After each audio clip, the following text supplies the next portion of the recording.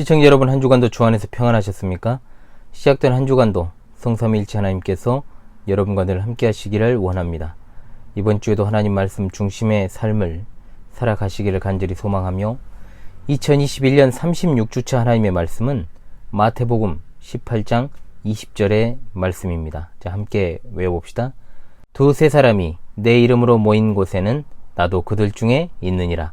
마태복음 18장 20절 말씀. 아멘. 다시 한번 외워봅시다. 두세 사람이 내 이름으로 모인 곳에는 나도 그들 중에 있느니라. 마태복음 18장 20절 말씀. 아멘. 시청하시는 분들께서 신자라면 아마 이 말씀을 들어보지 않은 분은 없을 것이고, 또 기도할 때 인용하는 일이 제법 많을 것으로 생각이 듭니다. 이 말씀이 주로 이제 활용되는 방향이 무엇입니까? 모여서 기도할 때 하나님이 거기에 함께 계시고 하나님이 그 자리에 모인 이들의 기도를 반드시 들으신다. 이런 맥락에서 이 말씀을 사용하시죠. 아니라면 이제 아니라고 또는 아니었다라고 댓글을 좀 주시기 바래요. 기본적으로 기도에 대한 본문으로 이것을 이해를 하고 있습니다. 일단 앞절인 19절의 말씀이 이렇게 나오지 않습니까? 합심하여 구하면 이라는 말이 나옵니다. 그래서 더 그럽니다. 그렇다면 제가 항상 드리는 말씀과 같이 문맥에 따라 이 부분은 도대체 어떤 것을 합심하여 구하라는 의미인지를 알아야겠죠. 성경을 단편적으로 또는 어떤 구절만을 딱 한 구절만 떼어놓고 이해하는 것의 위험성을 제가 자주 말씀을 드립니다만, 언제나 성경은 전체적인 맥락과 그리고 문맥에 따른 해석을 기본으로 해야 됩니다. 일단 이번 주 하나님의 말씀을 이해하려면 앞선 18장 15절로 17절에 대한 내용을 파악하는 것이 선행이 되어야 됩니다. 15절로 17절의 말씀은 바로 교회의 권징에 대한 본문이 되겠습니다. 자, 권징. 이것은 이제 권선징악의 주말이죠. 교회의 거룩성, 즉 순결을 지키고 또 악으로부터 성별하기 위해서 정말 교회의 표지 가운데 하나인 권징을 말하고 있습니다. 자, 그렇다면 교회의 권징이라는 맥락에서 권징 절차에 대해서 예수님께서 말씀을 하고 있는 것이다, 이 말입니다. 물론 그 앞선 맥락에서 우리 주님께서는 어린 아이를 들어가지고 교회 안에서 천국 백성 된 자 중에 연약한 자, 작은 자, 어린 아이와 같은 자를 업신여겨서는 안 된다라고 이미 말씀을 하셨습니다. 그리고 그러한 연약한 자를 교회에서 실족하게 하는 자는 화가 있을 것이다 라고 말씀을 하죠. 그리고 나서 우리가 비교적 더 잘 알고 있는 양 99마리를 이제 두고 한 마리의 길 잃은 양을 찾으시는 그 내용이 나옵니다. 이것은 이제 우리가 알아야 될 것은 불신자를 찾아 나선 게 아니고 앞서 우리 주님께서 말씀하셨던 교회에서 약한 자들을 가리키는 말씀의 맥락에서 주신 비유입니다. 그래서 같은 맥락에서 이 작은 자 중에 하나라도 잃어버리는 것이 하나님의 뜻이 아니다라고 말씀을 하는 것이죠. 이런 말씀을 하시는 이유가 뭡니까? 바로 교회가 권징을 하는 이유가 연약한 형제지만 분명 형제를 잃어버리지 않기 위해서 교회가 권징을 해야 된다라는 것을 말씀하는 겁니다. 어떤 절차를 거칩니까? 잘못을 범한 자가 있습니다. 그럼 먼저 1대1로 찾아가서 권고를 하게 됩니다. 사실 사랑이 없다라면 죄를 지적하고 책망할 일도 없지요. 사랑하기 때문에 죄를 지적하고 따끔하게 혼도 내고 또 잘못된 길을 가고 있으면 바로 잡을 수 있도록 그렇게 하는 겁니다. 또 자녀들이라면 어떻습니까? 매도 때리죠. 저는 우리 교회의 정말 사랑스러운 자녀들이 잘못을 했을 때 그들의 교사이자 영적인 지도자로서 혼도 내고 또 때로는 손바닥도 때립니다. 사랑하니까요. 사랑하지 않으면 냅둬 버리죠. 귀찮잖아요. 그렇지 않습니까?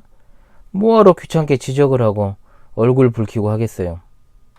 작은 자, 연약한 자를 잃어버리지 않는 것이 하나님의 뜻이기 때문에 교회는 하나님의 뜻과 명령을 따라서 권증하는 것이고, 저도 그렇게 때론 정말로 냉정하리만큼 그렇게 잘못된 것에 대해서는 지적을 하고 또 책망하는 일을 아끼지 않습니다. 그래도 안 들으면 어떻게 합니까? 그 다음 절차가 어떻게 됩니까? 한두 사람을 데리고 가서 그 죄상에 대해서 증거하게 하는 것. 그래도 안 들으면 또 어떻게 합니까? 교회의 말에서 이제 회중 앞에서 그 죄를 드러내는 것입니다. 자, 그래도 안 들으면 이제 최종적으로 어떻게 합니까? 마지막 절차는 출교입니다. 교회 밖으로 이제 내보내는 것이죠. 자, 이런 권징이 한국 교회에 사실상 이미 무너진 지 오래되었어요. 솔직히 말하면 권징이 언제 실시가 마지막으로 되었는지도 정말로 아득할 정도로 이미 다 무너져 버린 현실이죠. 자, 권징에 대한 강의는 제가 따로 하기로 하고요.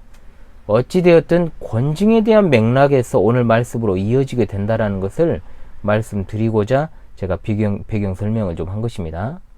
18절에 이렇게 말씀하죠. 무엇이든지 너희가 땅에서 매면 하늘에서도 매일 것이요 무엇이든지 땅에서 풀면 하늘에서도 풀리리라. 자, 여기 나오는 매고 푸는 것이 뭐냐? 바로 권징입니다. 아시겠죠? 자, 지상교회가 특정인에 대해서 권징을 실시하게 되면 하나님께서 그것을 갖다가 받아서 적용하신다라는 뜻입니다. 교회의 권세는 어디서 나옵니까? 바로 하나님의 명령으로부터 나오고 또 하나님께서 그것을 받아서 처리하시는 것으로 나타나게 되는 겁니다. 그러므로 19절 말씀에 나오는 너희 중 두 사람이 땅에서 합심하여 무엇이든지 구하면 이라는 이 말씀의 의미도 기도 자체가 아닌 권징을 위한 기도를 갖다가 말하고 있다. 지상의 참된 교회가 권징을 시행하면 하나님께서 그것을 이루어 주신다라는 뜻입니다. 미안하지만 두 사람 이상 모여서 기도하면 능력 있는 기도가 되어서 하나님이 이루어 주신다라는 의미는 절대로 될 수가 없다라는 것입니다. 그리고 20절의 말씀을 이제 권징을 위한 기도에서 더 확대해서 이것을 이해한다고 할지라도 여기 나오는 두 사람이나 세 사람이 모인 곳에 나도 그들 중에 있다라고 하신 예수님의 말씀은 교회의 구성 요건을 가리키는 것으로 봐야 됩니다.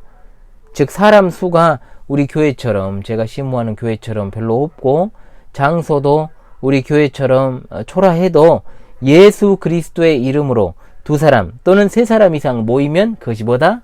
교회라는 말입니다. 이해되십니까 여러분? 그러므로 이 말씀에 대한 바른 이해를 통해서 교회의 권징의 의미를 다시금 생각하는 그런 계기가 될 수 있기를 바랍니다.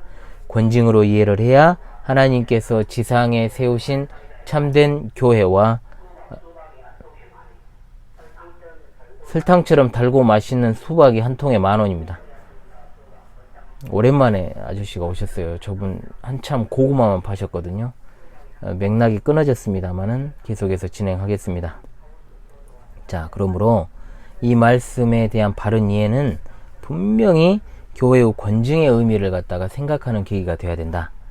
권징으로 이것을 이해를 해야지 하나님께서 지상에 세우신 참된 교회의 권세, 그리고 권징이라는 것이 얼마나 정말로 귀하고 무서운 것인가를 알게 되는데, 그렇게 하지 않고 이것을 갖다가 단순하게 모여서 기도할 때 능력이 임한다라는 식으로 이해를 해버리면, 자, 이 본문이 가져다 주는 참된 뜻을 잃어버리게 될 수 있다라는 것입니다.